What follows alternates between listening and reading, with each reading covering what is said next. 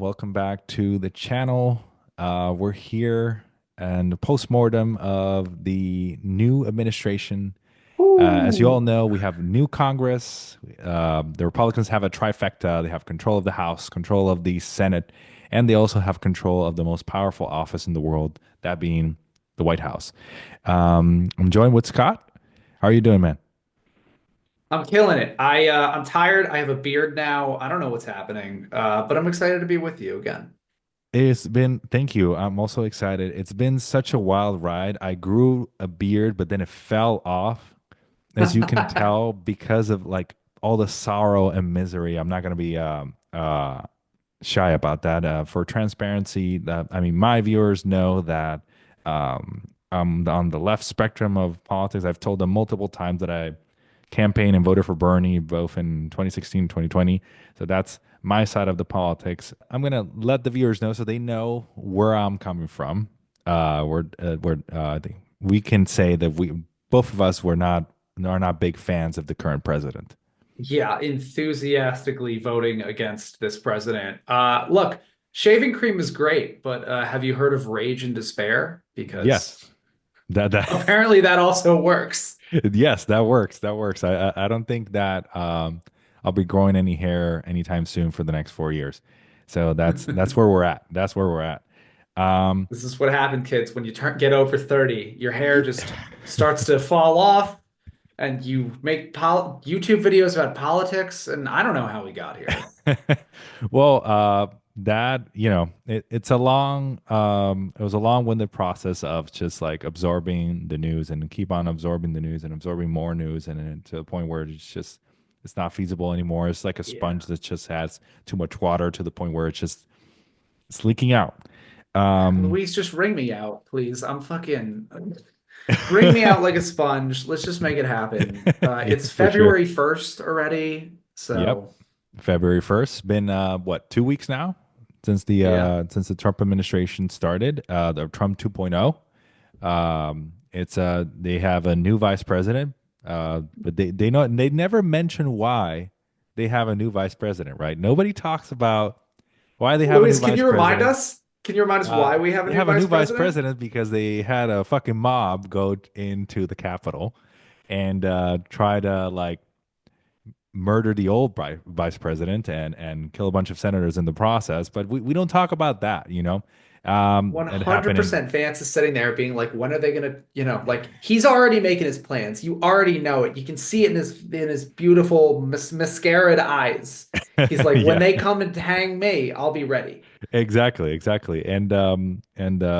The funny thing is that during the kind of like the proceedings of the inauguration process, they go to a church. I forget the name of the church, um, and they go through service, and then they had, I think for the first time ever, actually, they had all the presidents like lined up into in one bench, like all the former presidents lined up. Not all the presidents because most of them are dead, but the Ah, ones that are alive, going from if you didn't know, from Bill Clinton being the oldest to oh, it was the funeral for Jimmy Carter. That was it. That was it. The funeral for right. Jimmy Carter, the late president.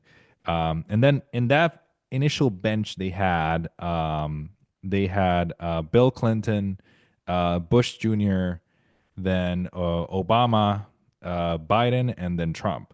And so Trump was sitting next to Obama, and they were laughing out and making jokes and whatnot. People were like, Pence, the former vice president, former vice president, right? Because Kamala and then Pence, um, decided to shake hands.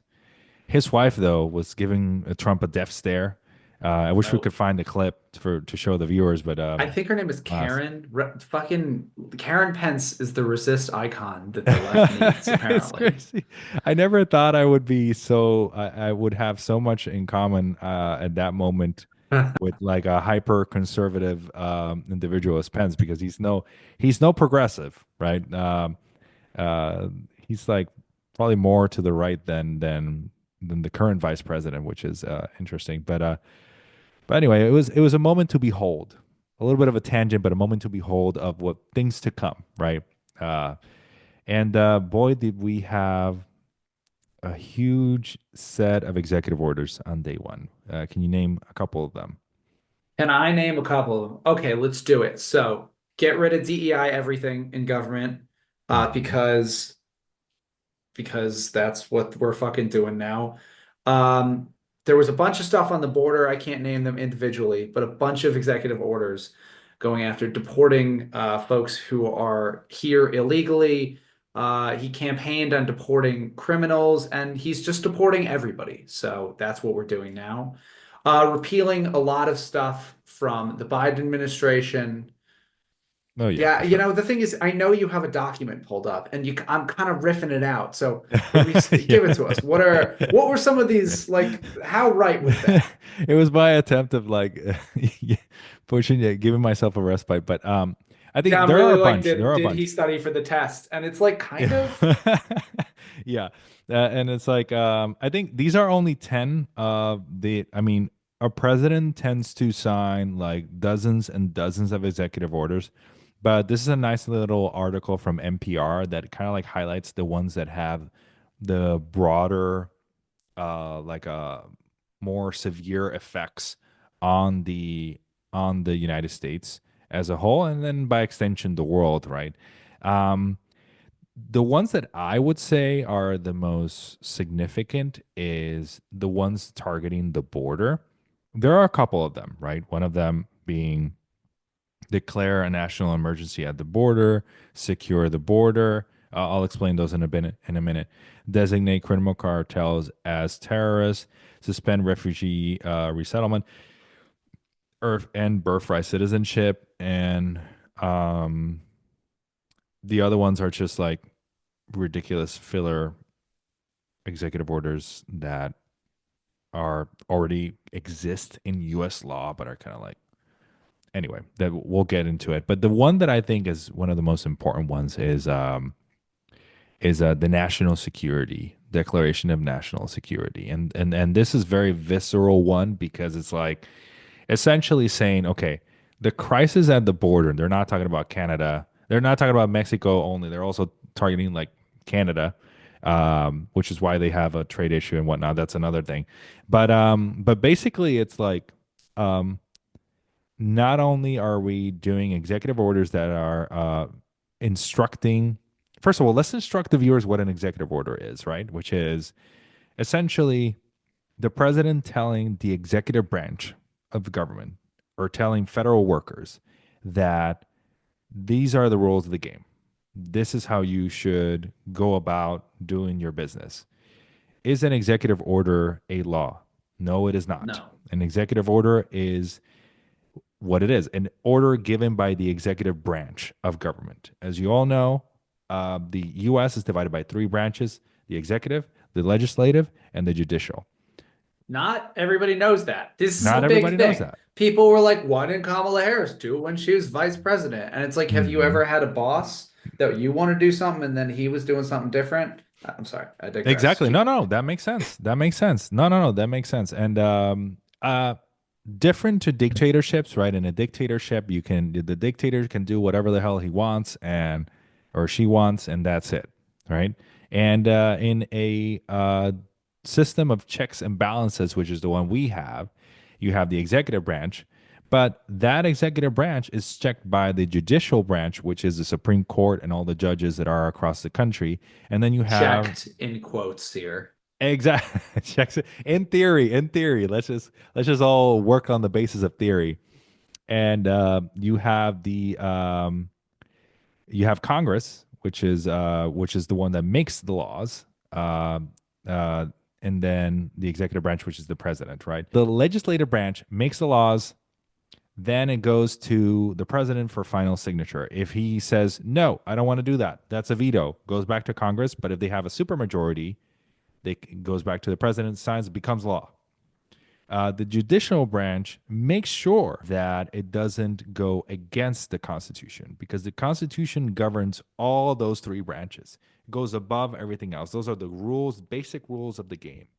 Um, but what Trump is doing here, from my perspective, and I think it's also like I would say common sense, is he's deciding that he's attempting to test those limits, right? Doing executive orders that have broad reaching effects that contradict law and even the Constitution. Let me give you examples. The first one, declare a national emergency at the border. Why do you think that? Why does the president declare a national emergency? That is a power vested in the president. Why That's a would you great question. declare? Yeah, why would you declare a national emergency? Well, you could do it for two reasons. Maybe there is an emergency somewhere, and maybe Mhm. you should declare an emergency. But it really gets into what it means to declare an emergency, which means when there's an emergency, the executive has power to act in a way that they would not have time, or the power to act in a non-emergency time. A lot of this, as you're getting through, is a power grab from Trump. And you talked about the legislative branch being the one to write the laws. But really, what they've mostly done is like my dog, they're kind of just flopping on their belly and they're like, oh, you can Yeah. run right over us. It doesn't matter what we want or what powers we have. But please. No, no, you're right. I think that analogy perfectly encapsulates it. Um, no, I mean, you would declare a national emergency in the case of like, I don't know, like wildfires in California. That's an example. Or if you have a massive hurricane hit, like, I don't know, like a state like North Carolina, or if you have like a war going on, let's say a country invades the United States, then you have a declaration of national emergency where you can bypass Right. procedures or individual rights for the benefit of the collective, right? Because if you have a national emergency where you have to deliver food and you're going through private property, you don't want to have to ask that owner of that private property to let you pass through there just to give aid to the people in need. You want to bypass that through an emergency declaration. That's the purpose of that. But what is happening here? Is there a national emergency in this instance? An invasion, Luis. An They would have invasion? us believe that there's a fucking invasion. No. My answer to this is no. But Yeah, my answer is also a no. My answer so is that they love to run on a problem without trying to solve it. no, for sure, for sure. But this I would consider to be dangerous, and I'll tell you why. In this emergency declaration, they are giving the president the authority to mobilize armed forces and bring them to the border with Mexico. They're also using the National Guard at the border. They're giving quotas to ICE agents. That means like giving them, you have to arrest a certain number of people. In this case, it's 70 per day. Um, quotas to ICE agents. They're giving FBI agents the authority to act as ICE agents. So now, because ICE is understaffed and underfunded, but nobody in Congress wants to fund them because Right. it's a Why would they fund them when President Biden released a bill at the beginning of last year that now President Trump or ex-President Trump at the time tanked, which would have yeah. done a lot of things to legislatively make the border easier to govern, to Yes. slow the flow of migrants, and do it in a more permanent fashion rather than governing by edict like Trump loves to do. Yeah, and to go to your point, right? Of like, is immigration reform needed? Yes, there's Yes. immigration reform that is needed because every industrialized country needs a healthy dose of immigration, uh, and especially in a country that uh, has lower birth rates, like any other industrialized country has Right. lower birth rates, where less people that are being born versus the amount of people that are getting old.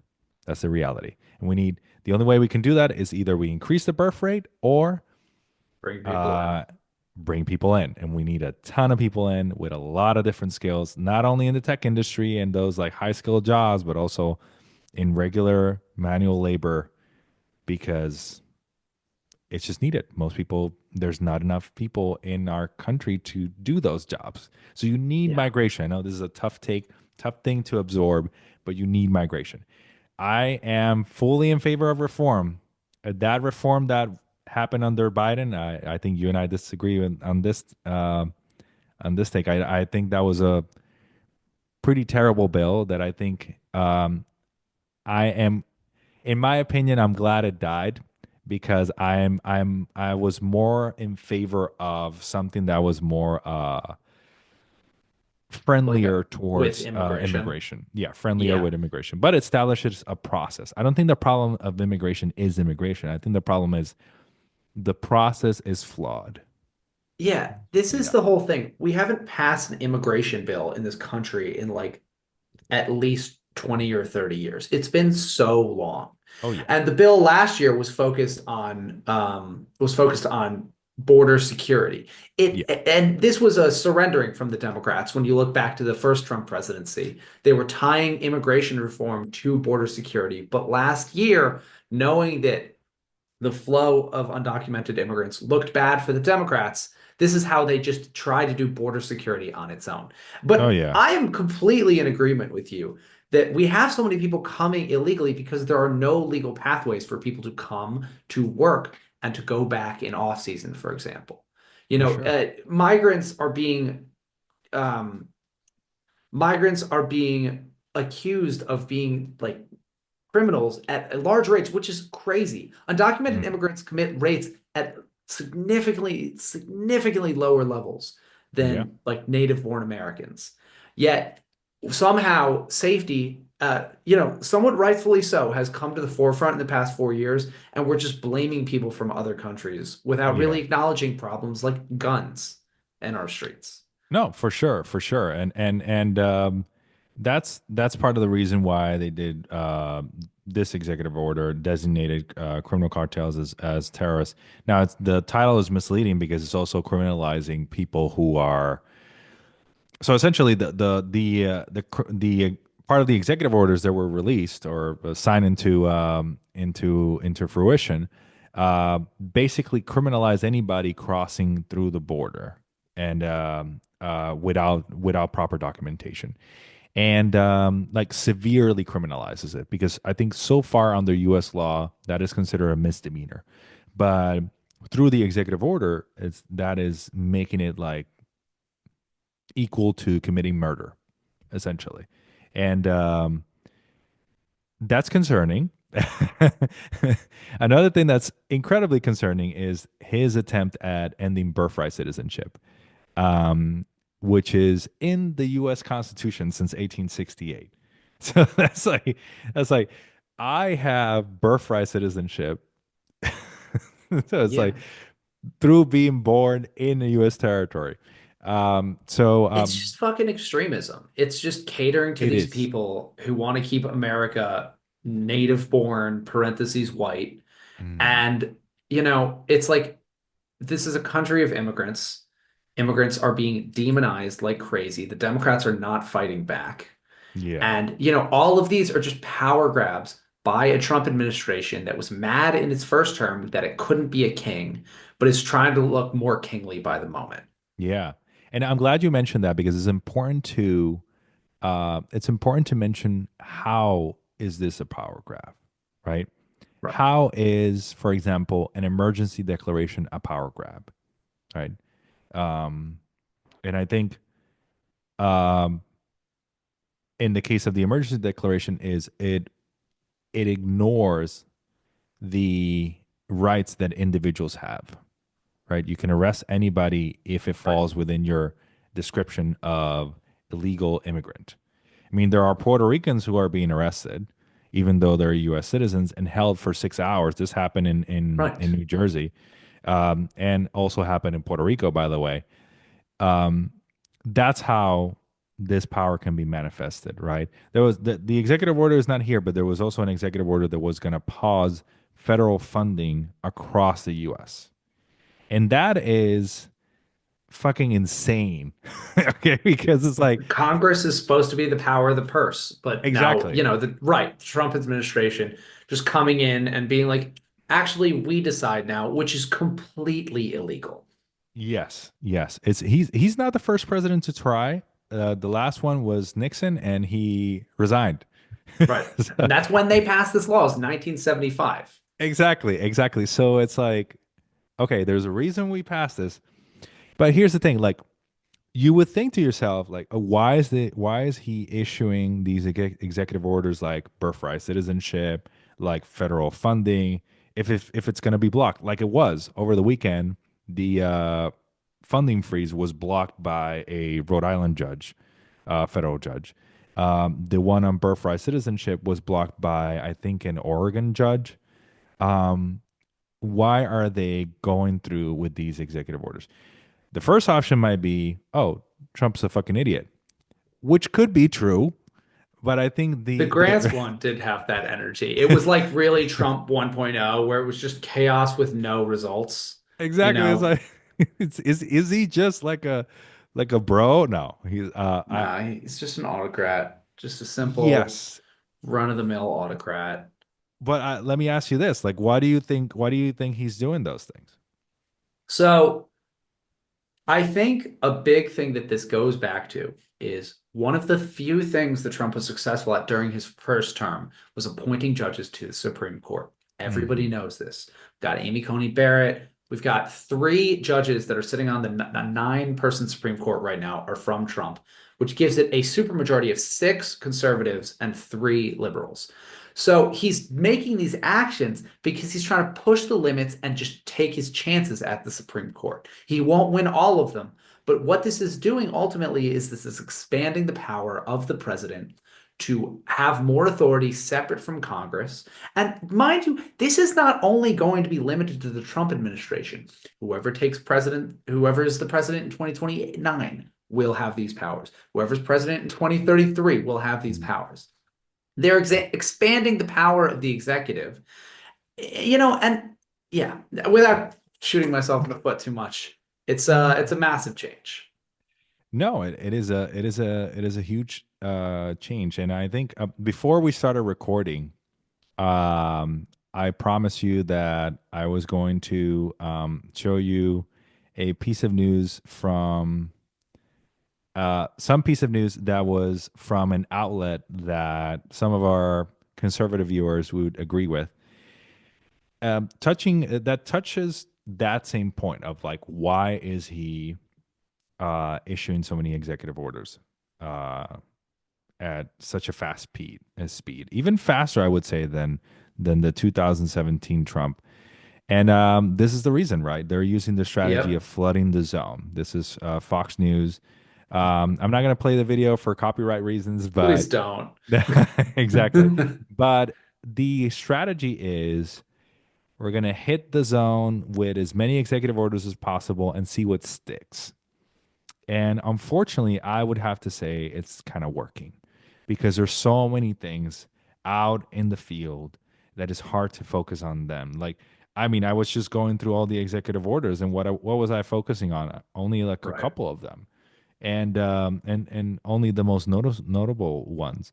You mentioned the Supreme Court judges. Yeah, he's betting on the possibility of having those judges confirm or just give a Bolster ruling his that is power. favorable. Yeah, that's favorable to him.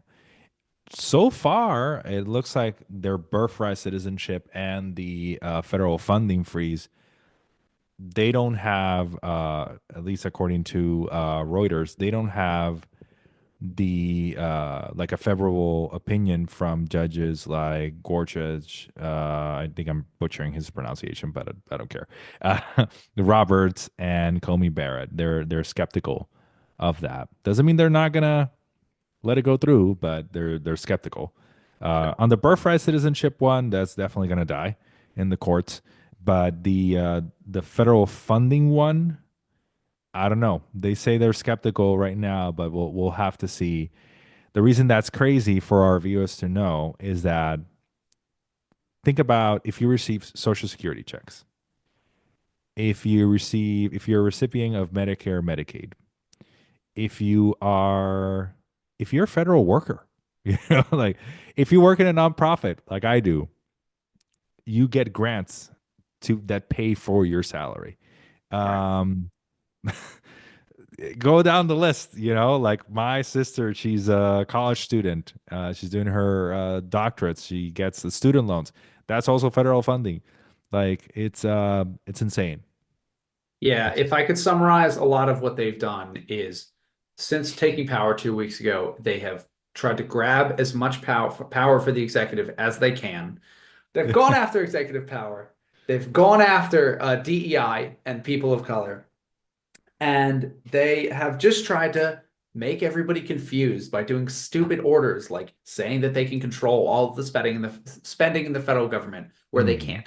And the big thing that I want to come back to, and the big thing, as we've talked about before this, is what they're not doing is lowering prices and making lives better for normal Americans. Exactly. Exactly. And I think that's a perfect segue to what just happened today. So Trump has imposed tariffs on Canada, Mexico, and China. Interesting thing here. The according to U.S. law, it's supposed to be Congress that authorizes tariffs, unless an emergency declaration is made that necessitates tariffs. The only Oh, way you crap. can, yeah, the only way you can declare an emergency declaration is that you have to tell Congress that, hey, this is needed because, let's say, a country imposes tariffs on you. That means they have declared economic war. Therefore, you can't wait for Congress to approve that because you need to retaliate right away. Um, so that's what Trump is doing. That's how he was able to impose this. This is the legality of this is being questioned because just like most of his executive orders, because um, Congress is skeptical on whether or not there is an emergency to respond to. Um, And so the the crazy tariffs thing are, is, yeah, yeah. It's going after our allies, like Canada, for example. yeah, It's like homie, Russia is right there, right? Like China is right there. But Trump would rather start beating on our the people who are on our continent, Canada to the north, Mexico to the south, who in a lot of ways we have no beef with. And it's mhm. just, he's just he's something something something bully something something something making prices more expensive for all of us, which he campaigned on lowering. There were last minute negotiations from the Canadian counterpart. Mexico kind of gave up because they saw the writing on the wall, and they're doing retaliatory tariffs. China is still holding hope because these don't come into play until Tuesday. That the tariffs will not come into play, or they'll be able to like negotiate in order for them to like not have those tariffs increase.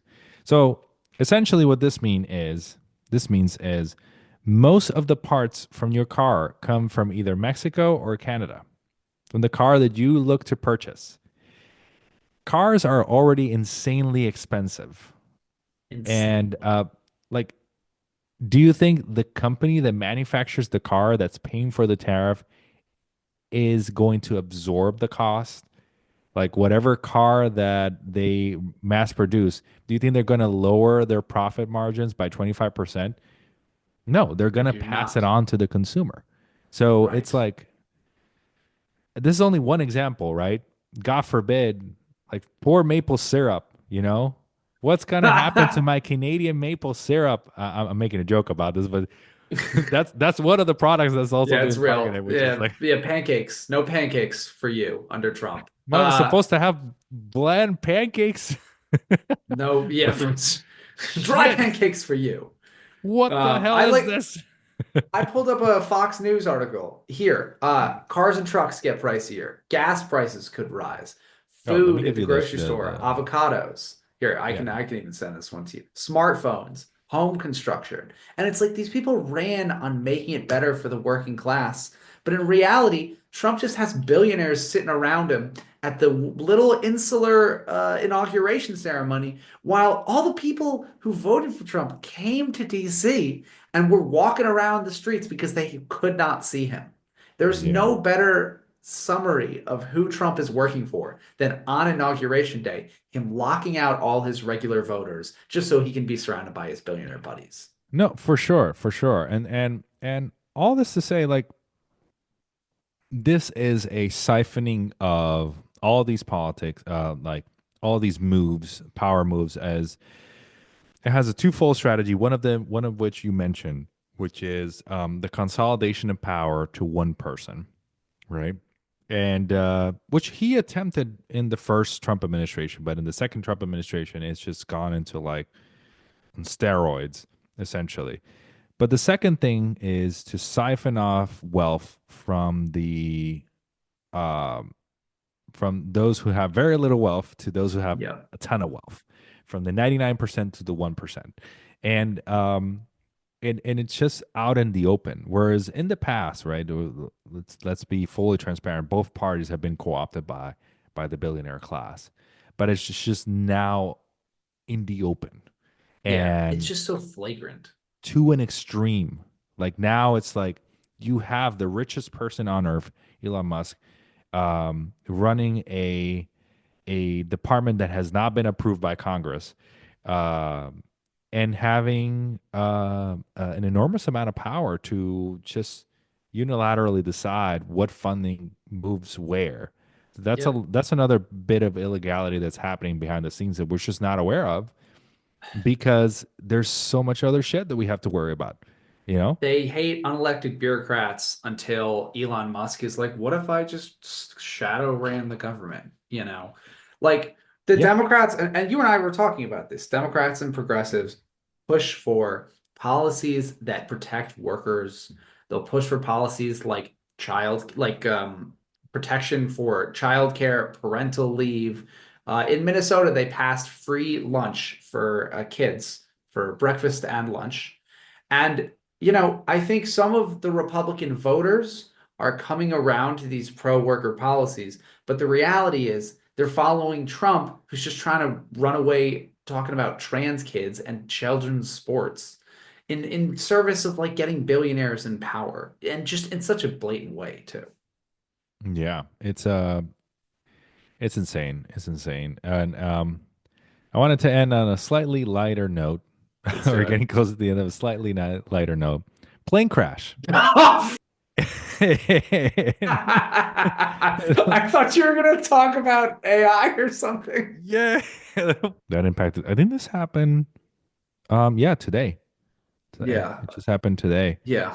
The one that I think you wanted to talk about was the DC one. This is This is the thing. Associated Press. Yeah. So first of all, I was at a work event all Mm, day on Wednesday, right before this happened. And all day I could see out the window helicopters going back and forth up and down the yeah. Potomac River, and I had never seen that before. No. So already it kind of set the stage where air traffic controllers have been talking about how many near misses they've had in the recent years, to the point so much where they were saying a big crash was inevitable. And we saw this happen on Wednesday, and it's tragic. It's horrifying to picture. I imagine everybody who's getting on a plane now and for the next couple months at least will be thinking about this sort of thing. Yeah. And it's really horrifying. No, for sure. And this also is tied to, I mean, even before Trump took office, there was already a shortage of air traffic controllers. There was already a shortage of pilots. That is an ongoing issue. But now with the Trump administration, one of the this is a byproduct of one of the most recent executive orders, which was, and also the finagling of like Elon Musk behind the scenes of forcing either forcing out of air traffic control employees or giving the option to resign and like a cash out offer. That's another thing that's having an effect on this. Mhm. And third, an austerity measure to reduce the government by 10%, federal government by 10%, without taking into consideration the I don't know the safety implications on the airline industry in the United States, just Yeah. to name one. Um, this is just like bonkers. Yeah. Because It's I want to rough. use a different term instead of like fucking crazy. I'm like Yeah, we're bonkers. running out of terms at this point. It's yeah, and and I'm taking a plane in the next couple of months, so I'm like, Yeah. yeah, You confidence. know, look, we're early in the Trump administration, so I think to put this entirely on Trump, like it's not entirely his or this administration's No, fault. for sure, for Everything you're sure. talking about, right, is like them trying to shrink the federal government, then taking oversight boards, like the leadership out. They've been doing all that, but we are early enough. The thing that bothers me about it the most is that when Trump got into this press conference, he just blamed DEI, which is like at a certain point, regardless of whether a person likes DEI or doesn't like DEI, I want a leader, and I think we all deserve a leader who's like, the buck stops with me. You know, Hmm. that's what Hmm. leadership is. It's taking Yeah. responsibility for what you're overseeing, whether you've been in the position for a week or whether you've been in the position for 5 years or 10 years, or 20 years as Trump would like to be. But like Yeah. it's just a lack of leadership. And I'm not even saying that President Biden was better about this because he did a lot of this too. But like I Hmm. just want to be led by somebody who's like, I'm the fucking boss and this is baby shit. Yeah, and it's a symptom of a wider problem, right? This is a Yes. Trump is a manifestation of decades of that go back all the way to the Reagan era, uh, of deregulation, of the siphoning of wealth to the 1%, of the defunding of institutions, government institutions that were widely respected. Like prior to, let me give you some uncomfortable examples. Like um, prior to the Reagan era, the IRS used to be a very like a quite fair institution and a very respected institution, well funded and all of that. Now it's a vilified, right? Let me give you another example, which is like, um, why do we all think that Social Security, Medicare, and whatnot are not going to be here in the next 20 years, let alone the next 50 years, because of lack of funding? Why do we consider other alternatives aside from, like, why do we distrust government in general? Is because it's a self-fulfilling prophecy of like government is deregulated, defunded, service gets worse. I get angry about the service getting worse. Something And needs then to you change. defund it more.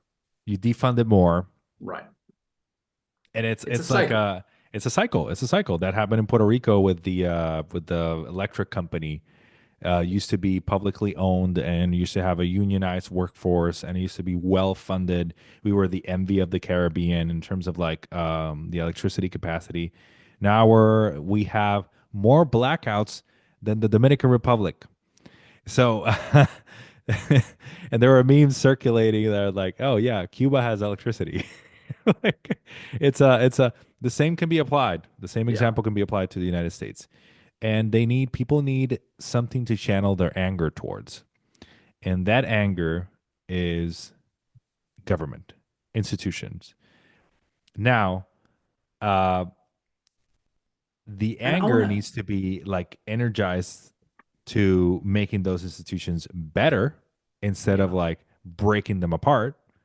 Um, anyway, continue. And I don't want to, it's like, I think it's reasonable. We don't want to pretend that like the institutions have worked perfectly. The institutions broadly, government or other institutions, have worked Mm, perfectly for Americans because they absolutely haven't, mm, right? Since like the 1970s, 1980s, the wealth has been concentrated at the top 0.1%, while the rest of us are here fighting about this or that, whether we're mm. left or right, fighting about identity issues, fighting about cultural issues, the war on Christmas or whatever. Yeah, But like the systems have not been working for people fundamentally. yeah, But the answer, and this is where people disagree, right? The answer, I like you and I agree, is not to defund and destroy the institution.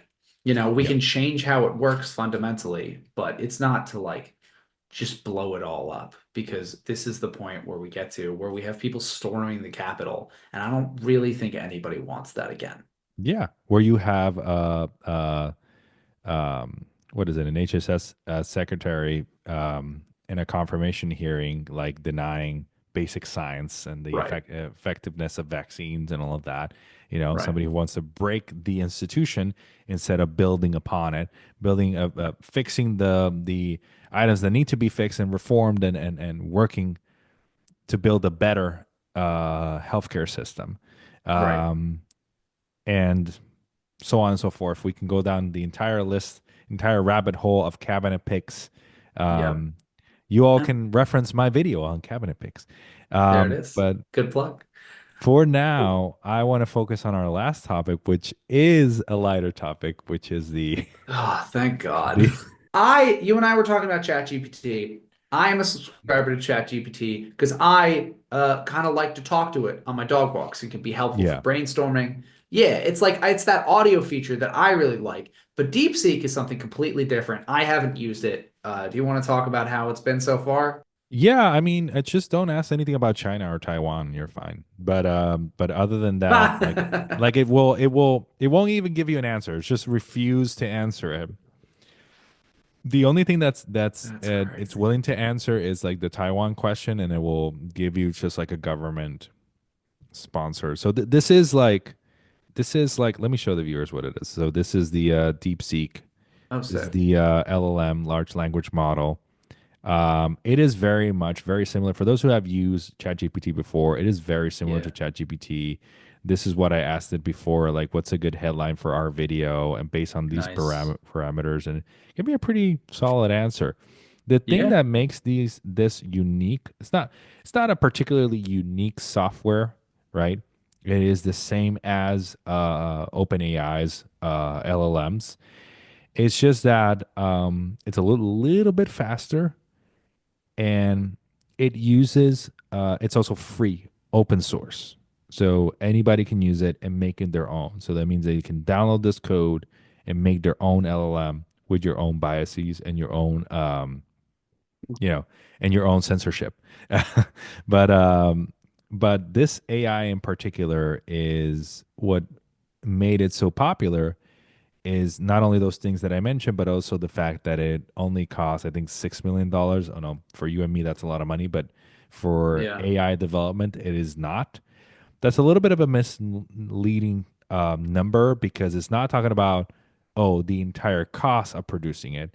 It's just that this particular LLM costs $6 million, which is still insanely cheap when compared to how much OpenAI costs, which is in the billions. I think it was $10 billion investment from Microsoft because they were a Yeah. nonprofit. Um, a lot of government agencies are sounding the alarm because it is a uh, Chinese state linked Just like AI, TikTok. just like TikTok, just like Watch TikTok. out. So I'm like, at this point, I'm like, okay, they already have my information. I don't care. So that's where I'm at.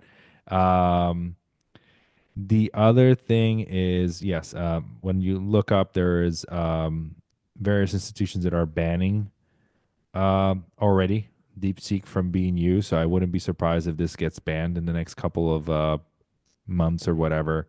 Maybe from a state level perspective, it's good.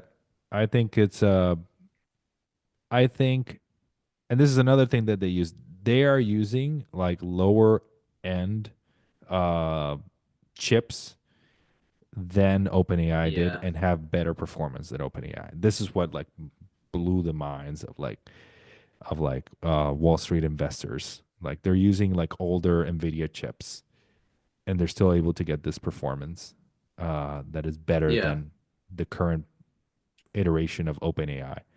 Um, Look, if I've yeah, learned anything, it's like sometimes your limitation can be your greatest strength, yeah, you for sure. know, and China has been under tariffs from the US for a while. The US is looking to build these chips here natively, so we're not getting them from Taiwan.